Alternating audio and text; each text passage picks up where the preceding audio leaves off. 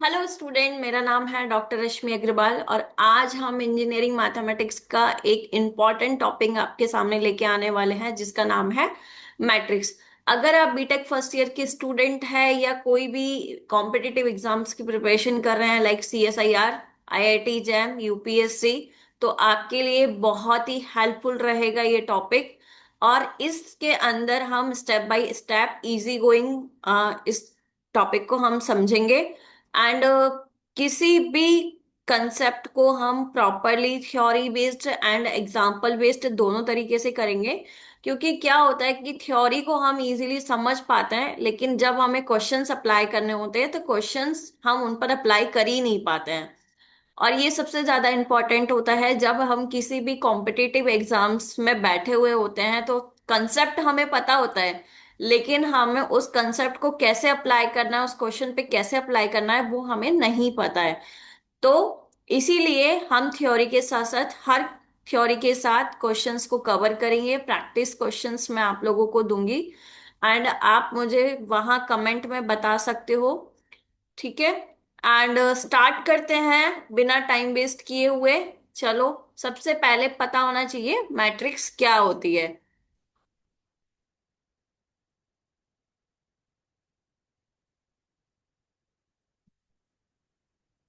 देखो, matrix theory को कहीं कहीं पे लीनियर एलजेब्रा के नाम से भी जाना जाता है। लीनियर एलजेब्रा के नाम से जाना जाता है और ये बहुत ही इंपॉर्टेंट टॉपिक है। और आप लोगों को पता है कि CSIR and IIT jam and UPSC में बहुत ही इंपॉर्टेंट टॉपिक है। तो हम आज बता रहे हैं कि इसके अंदर कौन कौन से सब टॉपिक्स हम पढ़ने वाले हैं, कौन कौन से सबसे ज्यादा इंपॉर्टेंट क्वेश्चंस है जो यू एग्जाम्स में सबसे ज्यादा जो क्वेश्चंस पूछे जाते हैं किस किस टॉपिक से पूछे जाते हैं। तो सबसे पहले है, फर्स्ट टॉपिक है rank of matrix. Rank of matrix को कैसे सॉल्व किया जाता है, किस किस तरीके से इसको सॉल्व कर सकते हैं। तो फर्स्ट है इक्लॉन फॉर्म, सेकंड है नॉर्मल फॉर्म, थर्ड हम इसको determinants and row and column matrix से भी इसको हम सॉल्व कर सकते हैं।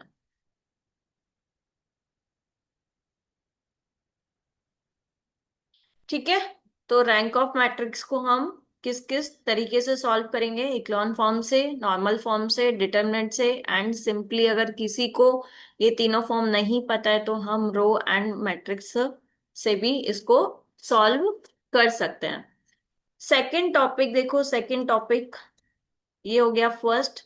सेकंड टॉपिक कौन सा होगा? कंसिस्टेंसी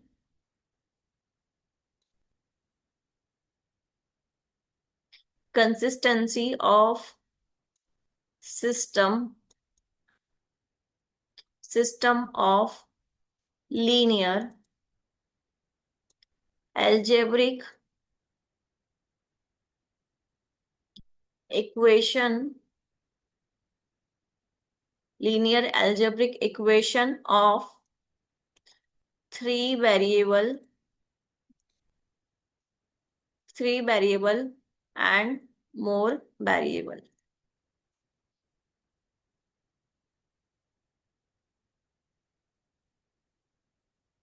ठीक है, तो सेकंड टॉपिक हम कवर करने वाले हैं इसके अंदर consistency of system of linear algebraic equation of three variable, और उससे ज्यादा भी हमारे पास उसमें वेरिएबल्स हो सकते हैं। थर्ड हम कवर करने वाले हैं इसके अंदर आइगन वैल्यू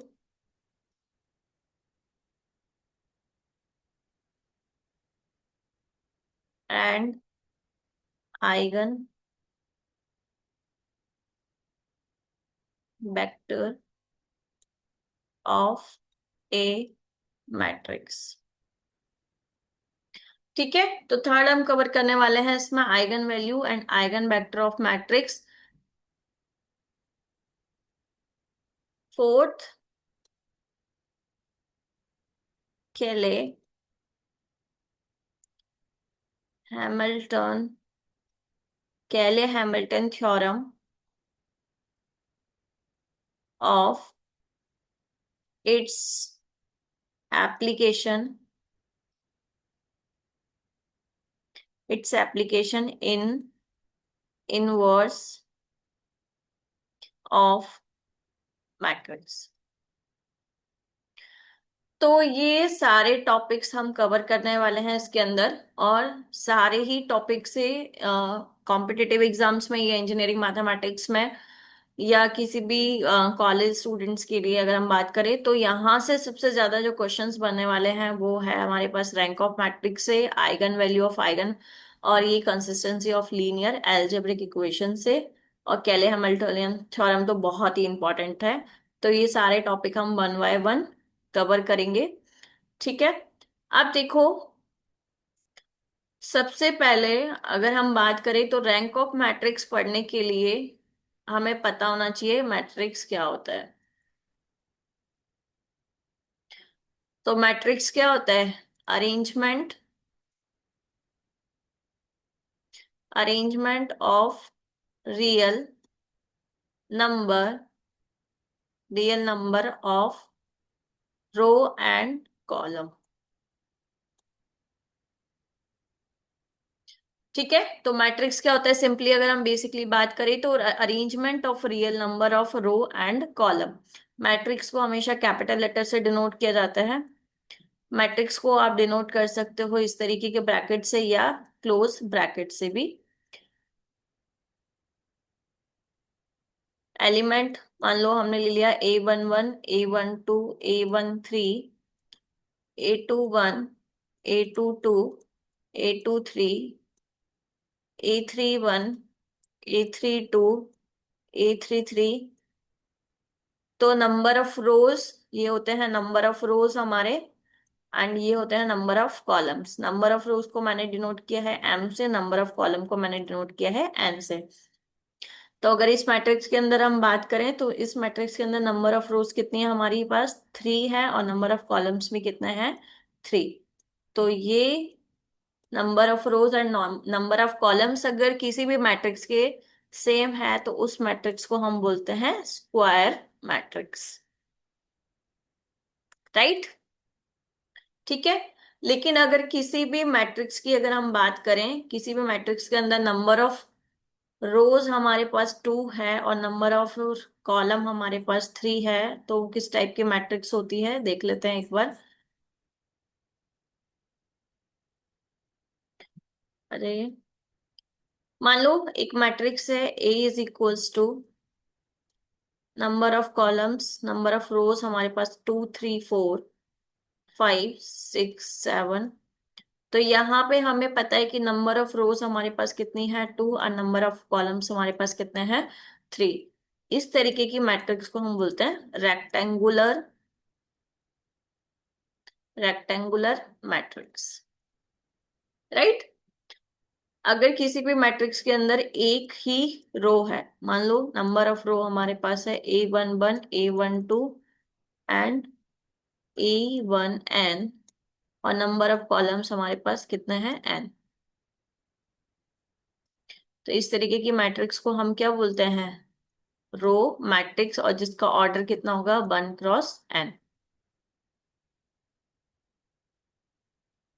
अगर किसी मैट्रिक्स के अंदर एक कॉलम है A11, A21, A31, A11 and कितने हैं हमारे पास नंबर ऑफ रोज कितनी है? n। तो इसको बोलेंगे हम n क्रॉस 1। हमेशा रोज पहले होती हैं, कॉलम्स बाद में होते हैं। इसको हम बोलते हैं कॉलम मैट्रिक्स। राइट। नेक्स्ट अगर हम बात करें जीरो मैट्रिक्स की, तो जीरो मैट्रिक्स से होते हैं जिसके सभी element, number of rose and number of columns के सभी एलिमेंट अगर हमारे पास क्या है? जीरो है, तो उस मैट्रिक्स को हम बोलते हैं क्या? Zero matrix. ठीक है। इसके अलावा अगर हम बात करें तो बहुत सारी मैट्रिक्स होती है, जैसे अगर हम बात करें ट्रांसपोज ऑफ मैट्रिक्स की, इनवर्स ऑफ मैट्रिक्स क्या होती है, स्क्यू मैट्रिक्स क्या होती है, स्क्यू सिमेट्रिक मैट्रिक्स क्या होती है, तो ये सारे टॉपिक्स हम कवर करने वाले हैं आगे। ठीक है। डायगोनल मैट्रिक्स क्या होती है, अपर ट्रायंगुलर मैट्रिक्स क्या होती है, लोअर ट्रायंगुलर मैट्रिक्स क्या होती है। तो कम 16-17 तरीके की मैट्रिक्स होती है जो हमें पता होना चाहिए। आइडेम्पोटेंट मैट्रिक्स क्या होती है, इनवॉल्यूटरी मैट्रिक्स क्या होती है, ये सब हमें पता होना चाहिए। ये सारे टॉपिक्स हम आगे कवर करने वाले हैं। ठीक है। अब नेक्स्ट टॉपिक की बात करें हम, तो नेक्स्ट टॉपिक है हमारा डिटर्मिनेंट्स। अभी मैं आप लोगों को एक बेसिक बता रही हूँ कि क्या क्या हम कवर करने वाले हैं, क्योंकि मैंने बताया था कि रैंक ऑफ मैट्रिक्स निकालने के लिए आपको पता होना चाहिए, मैट्रिक्स भी पता होना चाहिए और डिटर्मिनेंट्स भी पता होना चाहिए। तो डिटर्मिनेंट्स को हम डिनोट करते हैं इस तरीके के फॉर्म में। नॉर्म फॉर्म बोल सकते हो आप, नॉर्म फॉर्म थोड़ा डिफरेंट होता है, बट इस तरीके के एक मॉड्यूलर फॉर्म में आप डिनोट कर सकते हो इसको। अब देखो, डिटरमिनेंट्स और मैट्रिक्स में डिफरेंस क्या होता है। मैट्रिक्स को हम एक कॉलम फॉर्म में डिनोट करते थे, जबकि डिटरमिनेंट्स को हम किस तरीके से डिनोट करते हैं, इस तरीके से। सेकेंड चीज, मैट्रिक्स किसी भी ऑर्डर की हो सकती है, नंबर ऑफ कॉलम्स 2x3 भी हो सकते हैं, 3x2 भी हो सकते हैं, मतलब उनका ऑर्डर अगर डिफरेंट है तो भी वो मैट्रिक्स हो सकती है। लेकिन अगर हम डिटरमिनेंट्स की बात करें तो डिटरमिनेंट्स का हमेशा ऑर्डर सेम होना चाहिए। अगर n नंबर ऑफ रोज हैं तो कॉलम भी नंबर ऑफ n ही होने चाहिए। तो मान लो ये हमने 3x3 या n×n का एक डिटरमिनेंट की बात कर रहे हैं, तो डिटरमिनेंट हमेशा एक स्क्वायर मैट्रिक्स से बनता है, राइट। अब जिस तरीके से हम वहां पे मैट्रिक्स को सॉल्व करते थे, इस तरीके से यहाँ पे इसको बोला जाता है ऑर्डर। मतलब किसी भी डिटरमिनेंट्स का ऑर्डर कैसे निकाला जाता है, तो ऑर्डर 1 कैसे निकालते हैं, ऑर्डर 2 कैसे निकालते हैं, ऑर्डर 3 कैसे निकाल सकते हैं। कितना भी हाई टर्म्स हो सकती है, ऑर्डर 1, ऑर्डर 2, ऑर्डर 3, सबको निकालने का तरीका है। अब ऑर्डर 1 का मतलब क्या होता है, यहाँ जैसे मान लो ये है, इसके अंदर अगर हम बात करें, जैसे A11, A12, A13 एलिमेंट है, A21, A22, A23, A31, A32 and A33, right.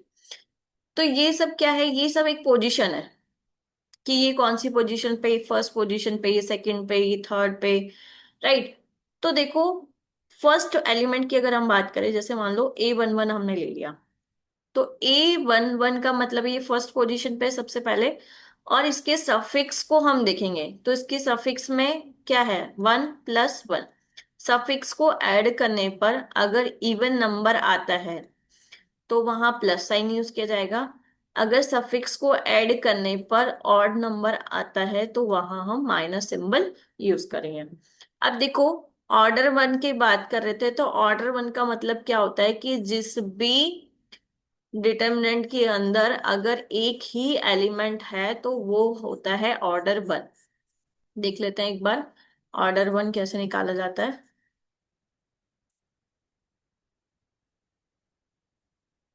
Order 1,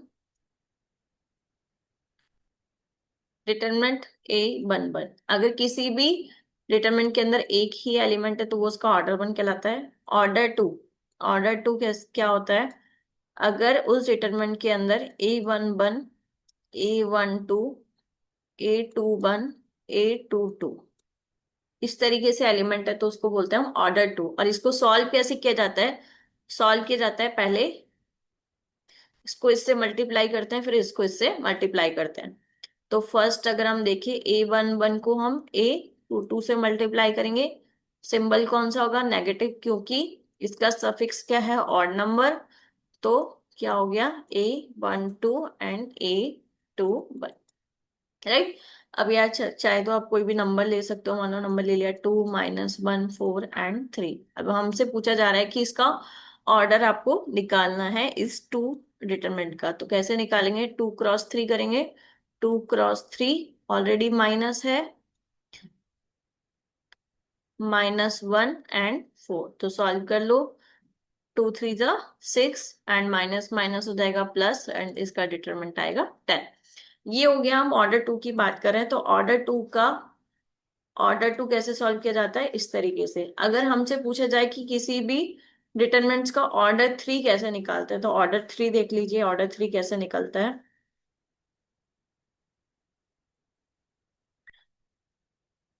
मान लो हमारे पास कोई भी एक डिटरमिनेंट है जिसके अंदर एलिमेंट ले लिया 5, 4, 3, 1, 2 - 1 7 5 0। ये कोई भी एक डिटरमिनेंट है 3 × 3 का। ठीक है, और इसका ऑर्डर लिखने की जरूरत नहीं है, वो पता रहता है कि ये एक स्क्वायर मैट्रिक्स का होता है। अब देखो इसका कैसे निकालते हैं हम लोग। सबसे पहले आप पोजीशन फिक्स कर लीजिए। ठीक है, आप या तो आप रो को फिक्स कर सकते हो या आप कॉलम को फिक्स कर सकते हो, कोई भी जो आपकी मर्जी है। अगर मान लो आप फर्स्ट रो को फिक्स करना चाहते हो या फर्स्ट कॉलम को फिक्स करना चाहते हो, वो आपके। मान लो मैंने फर्स्ट रो को फिक्स कर लिया। अब फर्स्ट रो के अंदर एलिमेंट कौन कौन से हैं? 5 4 एंड 3। ठीक है, ये एलिमेंट मैंने इस तरीके से लिख दिए। अब जिस रो को आप फिक्स कर रहे हो, जैसे मान लो कि मैंने फर्स्ट रो को फिक्स किया है और फर्स्ट कॉलम इधर, तो 5 एलिमेंट के लिए मुझे उसका ऑर्डर निकालना है। तो जिस रो को आप फिक्स कर रहे हो उस रो को एंड उसी साइड के कॉलम को आप हटा दीजिए। बाकी जितने भी एलिमेंट आपके पास बचते हैं, क्या बच रहा है? 2 - 1 5 एंड 0, उसको इस तरीके से लिख दीजिए। अब सेकंड कौन सा एलिमेंट है? 4। सबसे पहले तो इसका पोजीशन चेक करिए कौन से सफिक्स पे। A12 मतलब नेगेटिव सिंबल आएगा हमारा। ठीक है, नेगेटिव सिंबल के साथ। अब देखो 4, तो फर्स्ट रो तो हटेगी क्योंकि ये हमने फिक्स की हुई है। अब 4 कौन से उस पे है? तो सेकंड रो को आप यहां से हटा दीजिए। First row and second column को अगर आप हटाओगे तो आपके पास एलिमेंट कौन सा बचेगा? 1 - 1 7 एंड 0। थर्ड सिंबल की बात करें तो यहाँ पे क्या है? A13। तो A13 का सफिक्स को अगर हम ऐड करते हैं तो कितना आएगा? 4, और 4 हमारे पास इवन नंबर है तो सिंबल क्या आ जाएगा? 3 प्लस। यहाँ पे देखो फर्स्ट रो हमारी फिक्स है। फर्स्ट रो और कौन सा हट जाएगा? 3 कॉलम। तो यहाँ पे एलिमेंट क्या बचेगा? 1 2 7 एंड 5। और अभी आपको बताया था कि किस तरीके से सॉल्व करते हैं ऑर्डर 2 का डिटरमिनेंट, तो उसी तरीके से हमें इसको सिंबल सॉल्व करना है। तो आइए देखते हैं। देखो सॉल्व करना बताती हूँ वापस एक बार और। 5 एज इट इज हो जाएगा, इसको मल्टीप्लाई करना है पहले। तो कितना आएगा? 0 माइनस, माइनस ऑलरेडी है, कितना आएगा? -5। तो ये कितना हो जाएगा? प्लस का 5। Minus symbol, 4 as it is, इसको इससे मल्टीप्लाई करोगे कितना आएगा? 0। 7 को -1 से मल्टीप्लाई करोगे कितना आएगा? प्लस का 7 प्लस का 3। यहाँ इसको मल्टीप्लाई करोगे तो कितना आएगा? 5। एंड इसको मल्टीप्लाई करोगे तो सिंबल कौन सा आएगा? पहले माइनस आएगा और फिर कितना आएगा? 14। सॉल्व कर लो। 5 25 माइनस 7 4 जा कितना होता है? 28 प्लस का 3, और ये कितना बच गया? माइनस का 9। तो इसको सॉल्व करोगे तो आपके पास आएगा 25 माइनस का 28 और माइनस का 27। इसको आप सॉल्व कर लीजिए। सॉल्व करके जो भी आंसर आएगा वो आपके पास क्या होगा? ऑर्डर 3 का डिटरमिनेंट। ठीक है, इस तरीके से हम इसको सॉल्व करते हैं। आप मुझे कमेंट में फीडबैक भी दे सकते हैं अगर आपको कुछ भी प्रॉब्लम है। तो मैं ट्राई करूंगी ज्यादा से ज्यादा और इजी गोइंग आपको समझाने का। Thank you guys.